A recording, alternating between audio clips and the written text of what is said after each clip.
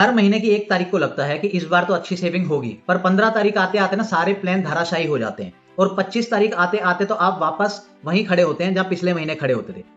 जहाँ जेब खाली होती है ना और दिमाग में स्ट्रेस होता है, फिर आप खुद को तसल्ली देते हैं कि अगले महीने पक्का सेविंग करूंगा। लेकिन सच कहूं, अगला महीना कभी नहीं आएगा। अगर आपका पैसा हाथ में नहीं टिक रहा ना, तो प्रॉब्लम आपकी किस्मत या आपकी सैलरी नहीं है। प्रॉब्लम है वो 3 साइलेंट फाइनेंशियल मिस्टेक जो आप अनजाने में हर दिन कर रहे हैं।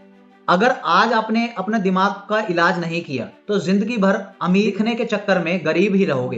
पहली और सबसे बड़ी गलती क्या होती है? इमोशनल स्पेंडिंग, जिसे हम कहते हैं। आज के दौर में कंपनीज आपको सामान नहीं बेचती, वो आपके इमोशंस पर अटैक करती हैं। आप ऑफिस में गुस्सा हैं, आप स्ट्रेस दूर करने के लिए ऑनलाइन शॉपिंग कर लिया आपने, आप खुश हैं, दोस्तों को महंगी पार्टी दे दी, आप बोर हो रहे हैं, जोमेटो या स्विगी से कुछ मंगवा लिया। आपको लगता है कि आप अपनी मर्जी से खर्च कर रहे हैं, लेकिन सच ये है कि आपका दिमाग उन ब्रांड्स की तरफ जा रहा है जो आपको जाल में फंसा रहे हैं।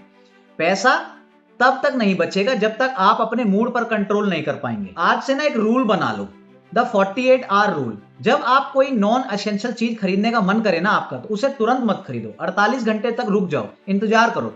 90% चांस होगा कि 2 दिन बाद आपका वो मूड बदल जाएगा और आप अपना पैसा बचा लेंगे। और जो मैं दूसरा पॉइंट आपको बताने जा रहा हूं ना, द अपग्रेड लाइफस्टाइल। सैलरी बढ़ते ही खर्चे बढ़ा लेना। मान लीजिए आपकी सैलरी आज 30,000 पे है और आपका गुजारा अच्छे से चल रहा है। कल को आपकी सैलरी 45,000 हो जाती है। असल में तो वो 15,000 पे आपकी सेविंग में जाने चाहिए थे, लेकिन होता क्या है, आप तुरंत एक महंगे फोन की ईएमआई शुरू कर देते हैं, नेटफ्लिक्स या किसी और चीज का सब्सक्रिप्शन ले लेते हैं, हर वीकेंड बाहर जाना शुरू कर देते हैं। आपकी इनकम बढ़ी, लेकिन आपका नेटवर्थ वहीं का वहीं रहा। इसे हम कहते हैं द हैमस्टर व्हील। अमीर लोग पहले एसेट खरीदते हैं और उन एसेट के पैसों से अपने लाइफस्टाइल को अपग्रेड करते हैं। और मिडिल क्लास इंसान पता क्या करता है? सैलरी आते ही अमीर दिखने का सामान खरीदना शुरू कर देता है।